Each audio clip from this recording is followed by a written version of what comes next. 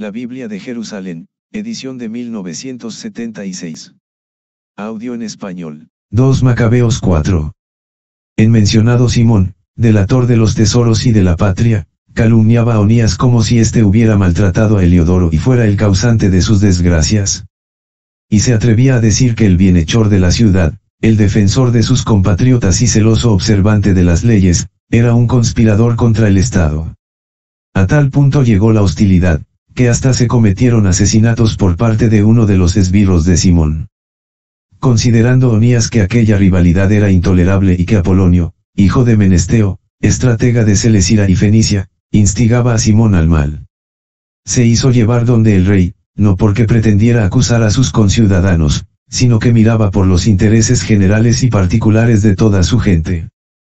Pues bien veía que sin la intervención real era ya imposible pacificar la situación y detener a Simón en sus locuras. Cuando Seleuco dejó esta vida y Antíoco, por sobrenombre Epífanes, comenzó a reinar, Jasón, el hermano de Onías, usurpó el sumo pontificado. Después de haber prometido al rey, en una conversación, 360 talentos de plata y 80 talentos de otras rentas.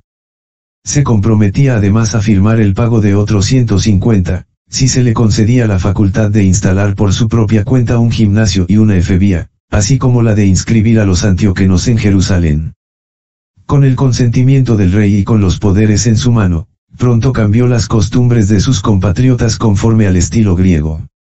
Suprimiendo los privilegios que los reyes habían concedido a los judíos por medio de Juan, padre de Eupólemo, el que fue enviado en embajada a los romanos para un tratado de amistad y alianza, y abrogando las instituciones legales, introdujo costumbres nuevas, contrarias a la ley.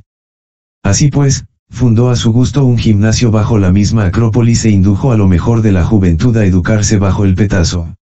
Era tal el auge del helenismo y el progreso de la moda extranjera a causa de la extrema perversidad de aquel Jasón, que tenía más de impío que de sumo sacerdote.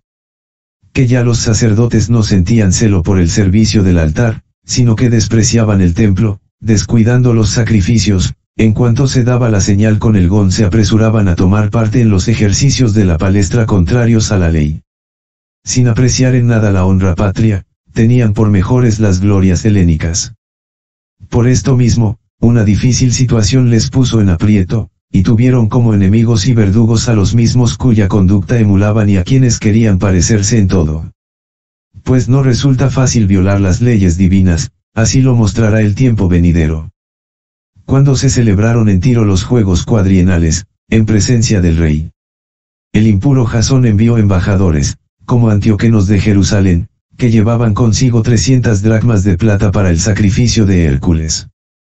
Pero los portadores prefirieron, dado que no convenía, no emplearlas en el sacrificio, sino en otros gastos. Y así, el dinero que estaba destinado por voluntad del que lo enviaba, al sacrificio de Hércules, se empleó por deseo de los portadores, en la construcción de las triremes. Apolonio, hijo de Menesteo, fue enviado a Egipto para la boda del rey Filométor. Cuando supo Antíoco que aquel se había convertido en su adversario político se preocupó de su propia seguridad, por eso, pasando por Joppe, se presentó en Jerusalén. Fue magníficamente recibido por Jasón y por la ciudad, e hizo su entrada entre antorchas y aclamaciones. Después de esto llevó sus tropas hasta Fenicia. 3 años después, Jasón envió a Menelao, hermano del ya mencionado Simón, para llevar el dinero al rey y gestionar la negociación de asuntos urgentes. Menelao se hizo presentar al rey, a quien impresionó con su aire majestuoso, y logró ser investido del sumo sacerdocio, ofreciendo 300 talentos de plata más que Jasón. Provisto del mandato real, se volvió sin poseer nada digno del sumo sacerdocio, sino más bien el furor de un cruel tirano y la furia de una bestia salvaje. Jasón, por su parte, suplantador de su propio hermano y él mismo suplantado por otro, se vio forzado a huir al país de Amán. Menelao detentaba ciertamente el poder, pero nada pagaba del dinero prometido al rey. Aunque Sóstrates, el alcaide de la Acrópolis, se lo reclamaba, pues a él correspondía la percepción de los tributos. Por este motivo, ambos fueron convocados por el rey. Menelao dejó como sustituto del sumo sacerdocio a su hermano Lisímaco, Sóstrates Sacrats, jefe de los chipriotas. a Kratz, jefe de los chipriotas. Mientras tanto, sucedió que los habitantes de Tarso y de Malos se sublevaron por haber sido cedidas sus ciudades como regalo a Antioquida, la concubina del rey. Fue, pues, el rey a toda prisa, para poner orden en la situación, dejando como sustituto a Andrónico, uno de los dignatarios. Menelao pensó aprovecharse de aquella buena oportunidad, arrebató algunos objetos de oro del templo, y se los regaló a Andrónico, también logró vender otros en Tiro y en las ciudades de alrededor. Cuando Onías llegó a saberlo con certeza, se lo reprochó, no sin haberse retirado antes a un lugar de refugio, a Dafne, cerca de Antioquía. Por eso, Menelao, a solas con Andrónico, le incitaba a matar a Onías. Andrónico se llegó donde Onías, y, confiando en la astucia, estrechándole la mano y dándole la diestra con juramento, persuadió a Onías, aunque a este no le faltaban sospechas, a salir de su refugio, e inmediatamente le dio muerte, sin respeto alguno a la justicia. Por este motivo no solo los judíos sino también muchos de las demás naciones se indignaron y se irritaron por el injusto asesinato de aquel hombre. Cuando el rey volvió de las regiones de Cilicia, los judíos de la ciudad junto con los griegos, que también odiaban el mal, fueron a su encuentro a quejarse de la injustificada muerte de Onías. Antíoco, hondamente entristecido y movido a compasión, lloró recordando la prudencia y la gran moderación del difunto. Encendido en ira, despojó inmediatamente a Andrónico, de la púrpura y desgarró sus vestidos. Le hizo conducir por toda la ciudad hasta el mismo lugar donde tan impíamente había tratado a Onías, allí hizo desaparecer de este mundo al criminal, a quien el Señor daba el merecido castigo.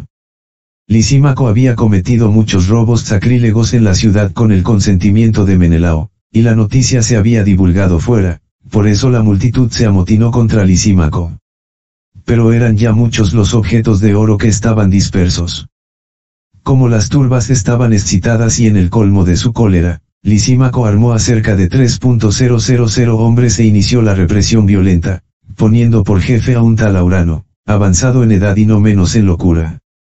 Cuando se dieron cuenta del ataque de Lisímaco, unos se armaron de piedras, otros de estacas y otros, tomando a puñadas ceniza que allí había, lo arrojaban todo junto contra las tropas de Lisímaco. De este modo hirieron a muchos de ellos, y mataron a algunos, a todos los demás los pusieron en fuga, y al mismo ladrón sacrílego le mataron junto al tesoro. Sobre todos estos hechos se instruyó proceso contra Menelao. Cuando el rey llegó a Tiro, 3 hombres enviados por el Senado expusieron ante él el alegato. Menelao, perdido ya, prometió una importante suma a Ptolomeo, hijo de Dorimeno, para que persuadiera al rey. Entonces Ptolomeo, llevando al rey aparte a una galería como para tomar el aire, le hizo cambiar de parecer. De modo que absolvió de las acusaciones a Menelao, el causante de todos los males, y, en cambio, condenó a muerte a aquellos infelices que hubieran sido absueltos, aun cuando hubieran declarado ante un tribunal de escitas. Así que, sin dilación, sufrieron aquella injusta pena los que habían defendido la causa de la ciudad, del pueblo y de los vasos sagrados. Por este motivo, algunos tirios, indignados contra aquella iniquidad, prepararon con magnificencia su sepultura. Menelao, por su parte, por la avaricia de aquellos gobernantes, permaneció en el poder, creciendo en maldad, constituido en el principal adversario de sus conciudadanos.